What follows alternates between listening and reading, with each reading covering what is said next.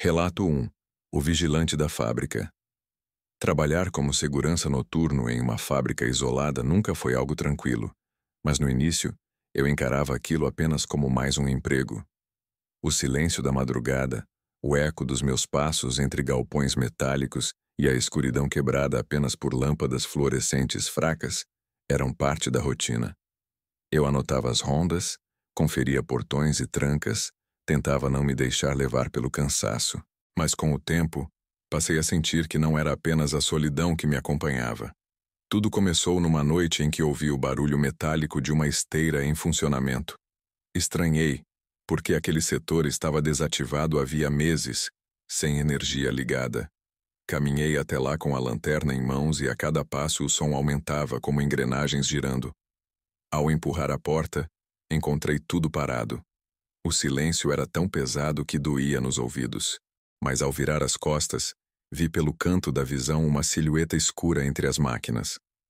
Apontei a lanterna e não havia nada. Nos dias seguintes, os episódios se intensificaram. Uma noite, enquanto atravessava o galpão principal, percebi vultos correndo entre os corredores metálicos, rápidos demais para serem pessoas. O pior foi quando uma dessas figuras parou, imóvel, bem ao fundo me observando. A luz piscou e ela desapareceu. Minha respiração acelerou como se tivesse acabado de correr quilômetros. Passei a andar com o celular tentando gravar, mas as câmeras nunca captavam nada. Apenas o som metálico, engrenagens, correntes arrastando e, às vezes, sussurros baixos que pareciam pronunciar meu nome. Anderson. Uma voz grave e abafada ecoou certa vez e eu congelei, porque ninguém ali conhecia meu primeiro nome. Uma madrugada, ao verificar os cadeados do setor de carga, percebi marcas de mãos nas paredes, como se alguém tivesse passado correndo e arrastado os dedos pelo concreto empoeirado. Coloquei a lanterna mais perto. As marcas não eram humanas.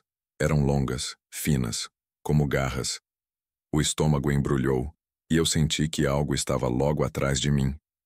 Girei rápido e encontrei uma silhueta parada a menos de 5 metros, completamente imóvel, como um corpo feito de sombra. Fiquei sem reação, e então, num piscar de olhos, ela sumiu. A fábrica parecia acordar durante a madrugada. As esteiras se moviam sem energia, caixas se arrastavam sozinhas, as luzes piscavam em sequência, como se alguém controlasse tudo de longe. Certa vez, durante uma ronda, vi claramente a figura de um homem alto parado na passarela de metal acima de mim. Corri até a escada para confrontá-lo. Quando cheguei lá, o lugar estava vazio, mas o corrimão ainda vibrava como se tivesse sido tocado segundos antes. O episódio mais marcante foi numa noite chuvosa. As goteiras batiam no telhado quando ouvi passos me seguindo pelo corredor. O barulho era ritmado, pesados passos metálicos, quase como botas batendo no chão. Parei. O som parou. Recomecei a andar, e eles vieram logo atrás, no mesmo compasso. Respirei fundo, virei rapidamente e, por um instante, vi 3 figuras escuras paradas no corredor, olhando fixamente para mim. Os contornos eram humanos, mas não havia rosto, nem olhos, apenas sombras compactas. Piscou a lâmpada acima de mim e elas sumiram. Depois daquela noite nunca mais consegui enxergar a fábrica do mesmo jeito. Cada canto escuro parecia esconder olhos invisíveis.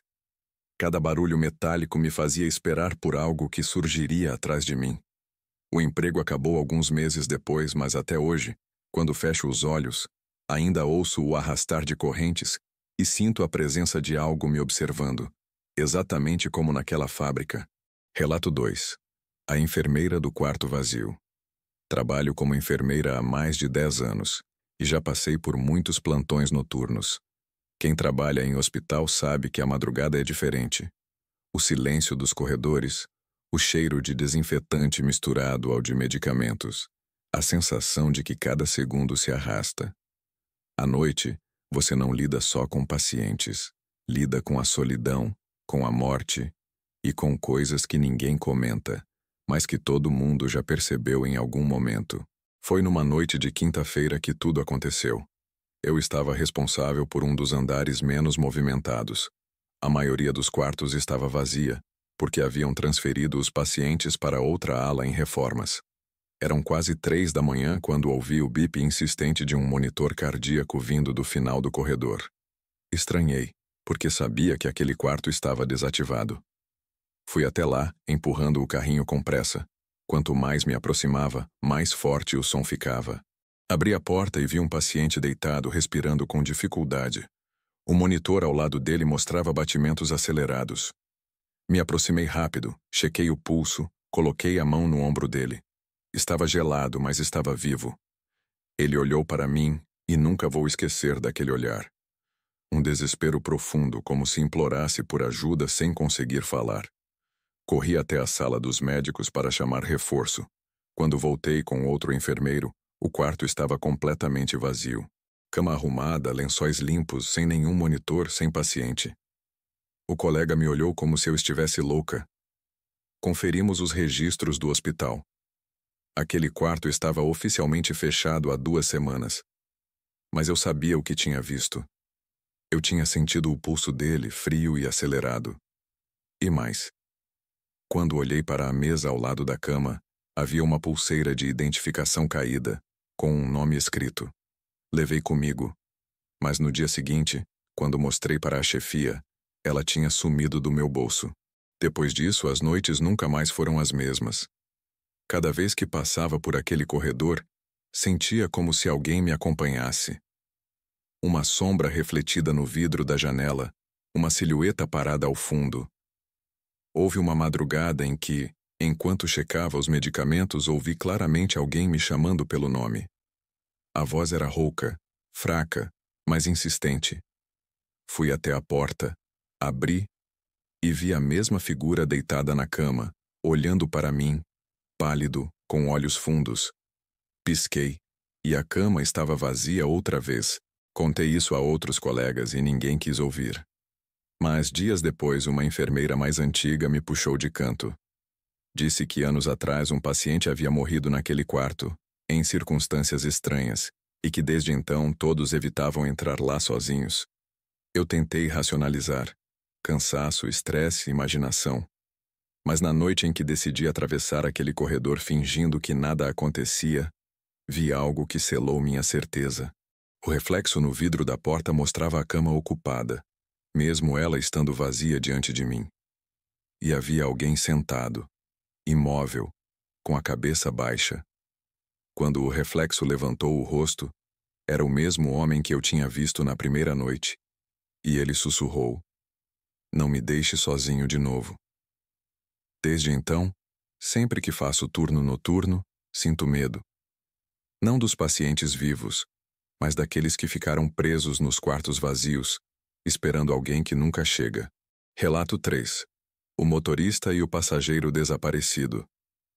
Dirijo o ônibus noturno há anos. Cidade grande, linhas longas, poucos passageiros depois da meia-noite. O trabalho tem um ritmo próprio. A rua fica vazia, os sinais piscam amarelo, os faróis recortam pedaços de asfalto e o rádio da empresa solta chamadas esparsas. O barulho do motor vira companhia, assim como o ranger do chassi nas lombadas e o assobio de vento nas frestas da porta. Eu sempre gostei da sensação de conduzir a cidade adormecida, como se fosse o último a apagar as luzes. Até a noite em que peguei um passageiro no ponto do cemitério. A linha era a 913. Última viagem. Trajeto do centro até o bairro Alto, passando por avenidas largas e 2 áreas de mata. Eu já tinha contado o número de passageiros para fechar a planilha mental. 4 no total.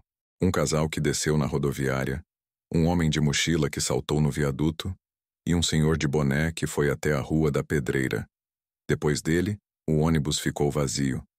Pelo menos era o que eu pensava quando a chuvinha fraca começou a riscar o para-brisa e o nevoeiro subiu nas partes mais altas. Próximo da meia-noite, encostei no ponto em frente ao muro do cemitério, como manda o roteiro, mais por obrigação do que por esperança de alguém. Ele estava lá, de pé, muito quieto, casaco escuro fechado até o pescoço, rosto baixo como quem tenta se proteger da garoa. Levantou a mão quando eu aproximei. Abri a porta dianteira e o sistema de ar acoplado arfou. Ele subiu sem pressa, sem erguer muito a cabeça.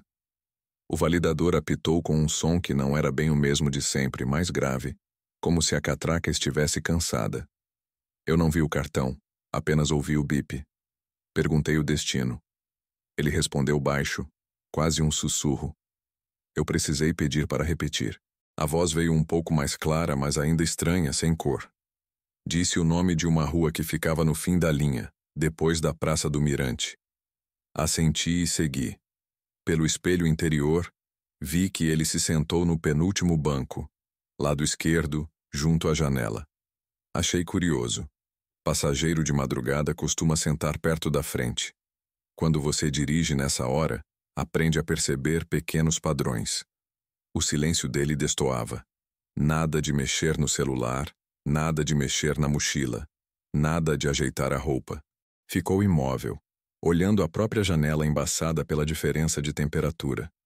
Eu aumentei um pouco o ar quente da cabine e foquei na pista molhada.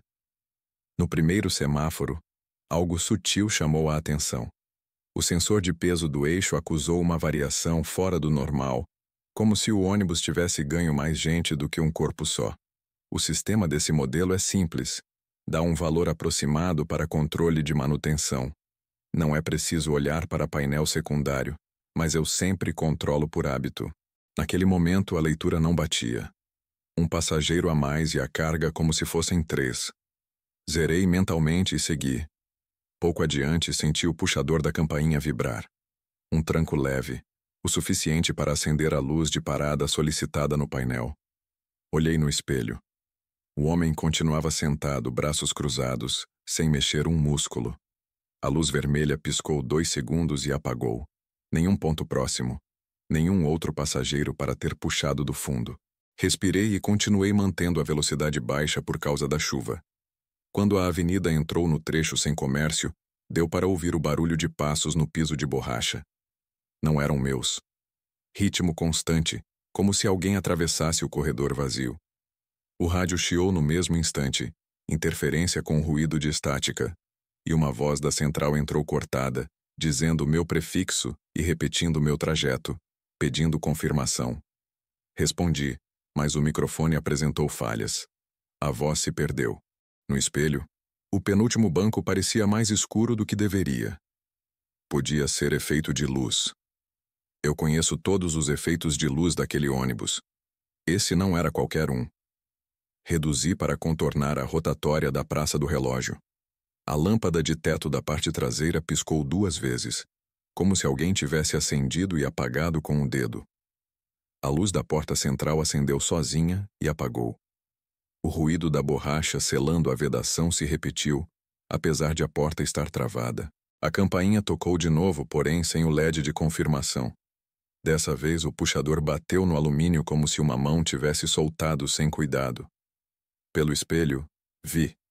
Juro que vi. Pelei até hoje quando lembro. Uma condensação de respiração no vidro da janela, no formato de um círculo como quando a gente sopra perto. E um desenho rápido com um dedo invisível, um traço curto de cima para baixo. Pisquei, e tudo limpou como se alguém tivesse passado um pano. Nessa hora falei em voz normal sem virar o rosto. Perguntei se estava tudo bem, se queria descer antes do ponto. Nenhuma resposta. Repeti, tentando manter a voz firme. O ronco do motor foi minha única companhia. Em seguida, ouvi 3 batidas secas no ferro do banco, como quem chama a atenção. Olhei para o espelho. O banco estava vazio. O vazio não veio de susto imediato. Veio como uma informação fria. Eu tinha visto o homem sentar ali. Eu tinha sentido o peso no sensor. Eu tinha ouvido a voz baixa dizendo o destino. E agora não havia ninguém. Encostei no próximo ponto. Abri a porta dianteira e a do meio. Fiquei parado alguns segundos, esperando um movimento que justificasse a sequência. Nenhuma sombra cruzou o corredor. O chão continuou intacto, apenas marcas de água dos meus sapatos. Fechei as portas. Segui devagar. Faltavam poucos quilômetros para o fim da linha. Chegando ao bairro alto, a neblina se adensou. A rua de destino dele ficava depois de um morro que o ônibus sobe em primeira marcha quando está carregado. Eu estava leve. Mesmo assim, o motor pareceu pesar sem motivo. O painel do sensor de porta acusou abertura sem comando e apito de segurança. Eu garanti a trava manual.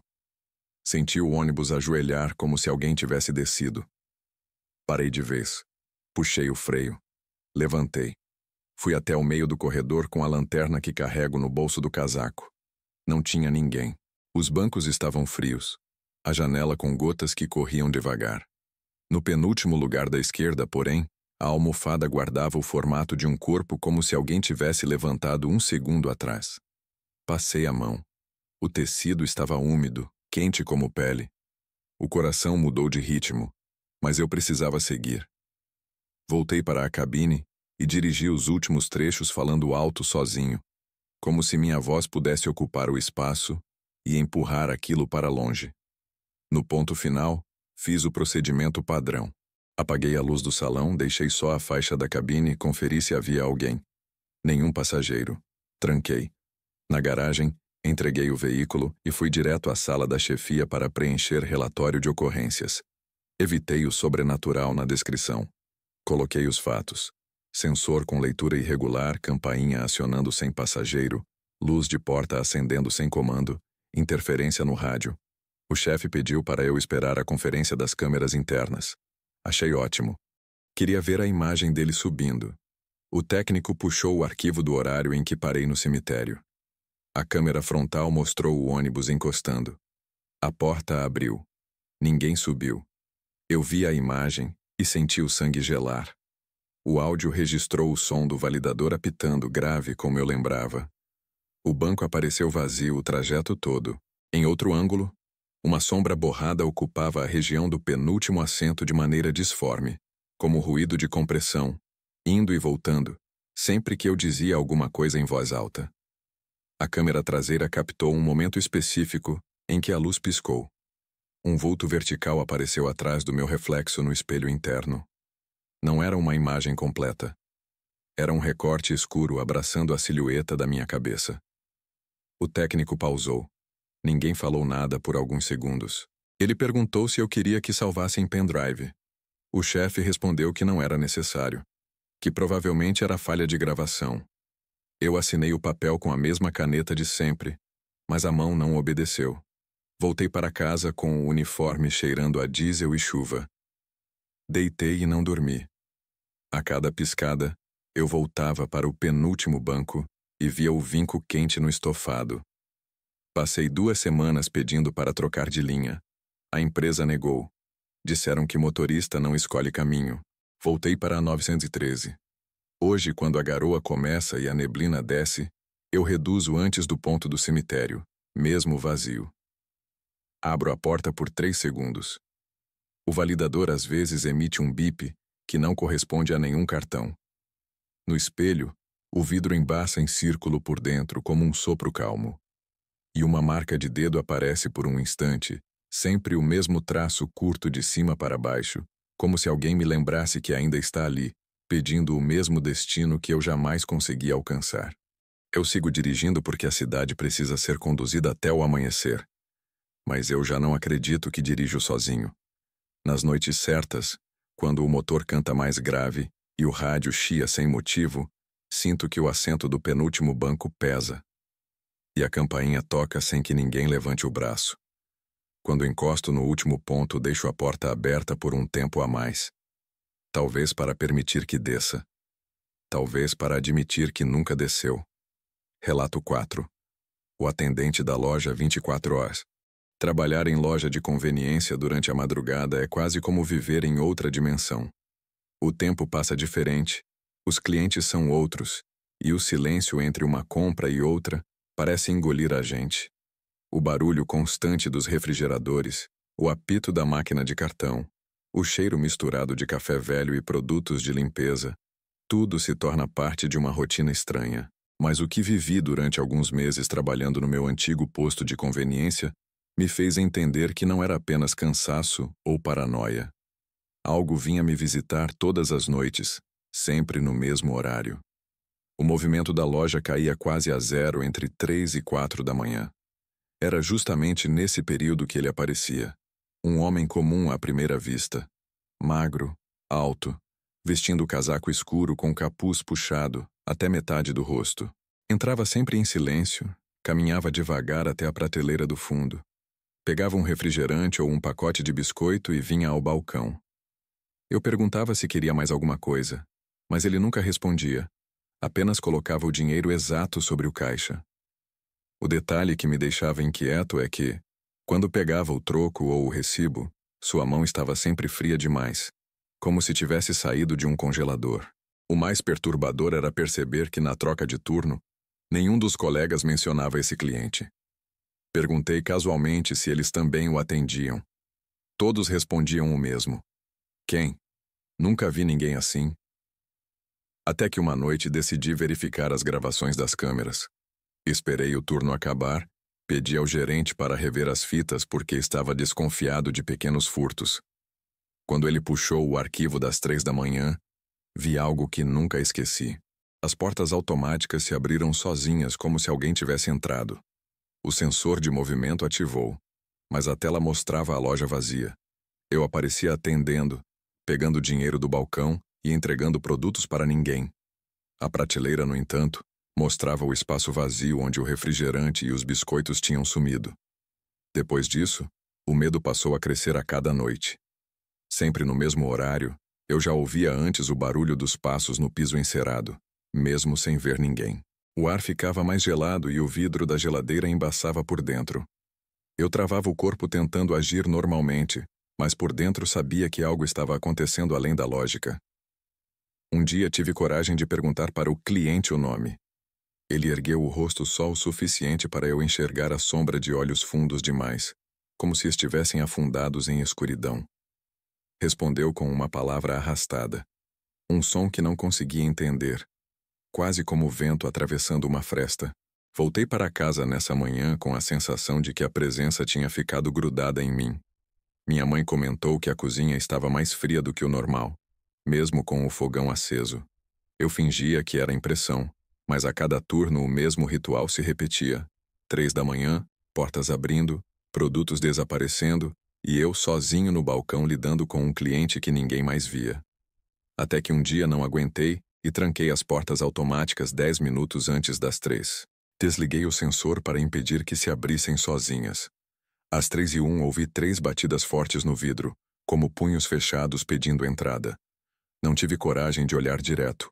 Quando o fiz, só vi a rua deserta. Mas no balcão, bem ao meu lado, havia um pacote de biscoitos e o dinheiro exato para pagar, colocado em silêncio enquanto eu mantinha os olhos fechados de medo.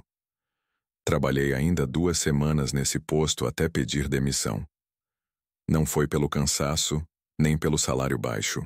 Foi porque percebi que, quando a madrugada chama, ela sempre encontra um jeito de entrar, mesmo que você tranque todas as portas. Relato 5. O trabalhador do armazém. Sempre ouvi dizer que trabalhar em armazéns à noite era tranquilo. Poucas pessoas circulando, silêncio absoluto e a vantagem de terminar o turno quando o sol nascia. Mas logo na primeira semana percebi que a tranquilidade era só fachada. Eu era o único escalado para organizar caixas, conferir notas e manter a vigilância básica do galpão. A estrutura era enorme, cheia de corredores metálicos, prateleiras altas e caixas que formavam verdadeiros labirintos. O barulho dos meus passos ecoava como se eu não estivesse sozinho, e a cada canto parecia que algo se movia além do meu campo de visão. Certa madrugada, enquanto anotava no caderno os volumes de uma pilha de caixas, ouvi alguém chamar meu nome. Não foi um eco confuso ou um barulho distante. Era claro, como se alguém estivesse logo atrás de mim. Me virei imediatamente, mas não havia ninguém. Pensei que talvez um supervisor tivesse passado para me testar, mas a sensação era diferente. Era como se a voz tivesse saído de dentro do próprio corredor, soprada pelo ar gelado que circulava entre as prateleiras. Continuei o trabalho, tentando não dar atenção. Mas meia hora depois, ouvi novamente. Meu nome, repetido, mais baixo, como se viesse das caixas do fundo. Peguei a lanterna e fui até lá. Não encontrei nada, Só poeira e marcas antigas no chão de cimento. Foi nesse momento que percebi algo ainda mais inquietante. Algumas caixas que eu tinha empilhado estavam agora em outra posição, como se alguém tivesse as arrastado. Na noite seguinte, o mesmo padrão se repetiu. Sempre entre 2 e 3 da manhã, as vozes chamavam. Ora graves, ora agudas, mas sempre pronunciando meu nome. Às vezes acompanhadas por sons de passos que corriam entre os corredores e sumiam de repente. Eu comecei a anotar os horários, tentando buscar explicação lógica. Mas tudo só piorou quando vi a primeira silhueta. Eu estava subindo em uma escada para pegar um item em uma prateleira alta. Quando virei para descer, vi nitidamente, no corredor ao lado, uma sombra alta parada olhando na minha direção. Não se movia, não fazia barulho. Apenas estava ali. Pisquei os olhos por um segundo e quando voltei a olhar havia sumido. Desci rápido, coração acelerado, e jurei para mim mesmo que não ia comentar com ninguém. Mas o ápice aconteceu em uma sexta-feira. Eu carregava uma caixa pesada até o depósito quando as luzes fluorescentes começaram a piscar. O barulho dos reatores elétricos ecoava junto com um silêncio sufocante. Foi então que todas as vozes chamaram ao mesmo tempo.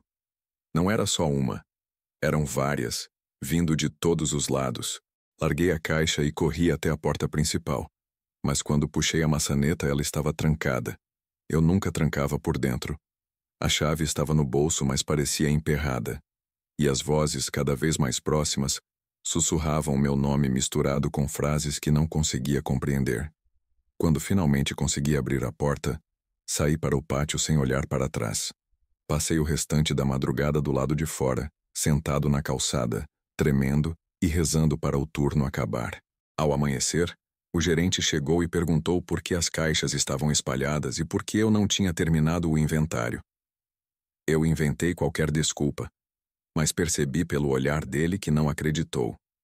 Pedi demissão poucos dias depois. Nunca mais voltei naquele armazém. E até hoje, quando passo de carro perto do galpão, sinto a mesma pressão no peito e a lembrança daquele coro de vozes chamando meu nome. Se eram ecos, ilusões do cansaço ou algo além da explicação, nunca saberei. Mas uma coisa é certa. Naquela madrugada, eu não estava sozinho. Final. Se esses relatos fizeram você repensar a ideia de estar sozinho em um turno de madrugada, então deixe o seu like e compartilhe este vídeo. Talvez alguém que você conheça precise desse aviso antes de encarar a próxima noite de trabalho. Aqui, cada história é mais do que uma experiência assustadora. É um lembrete de que a madrugada guarda segredos que só quem já enfrentou sabe descrever. Inscreva-se no canal, se tiver coragem. Deseja que eu também prepare uma versão alternativa do encerramento, incentivando o público a deixar seus próprios relatos pessoais nos comentários para aumentar o engajamento?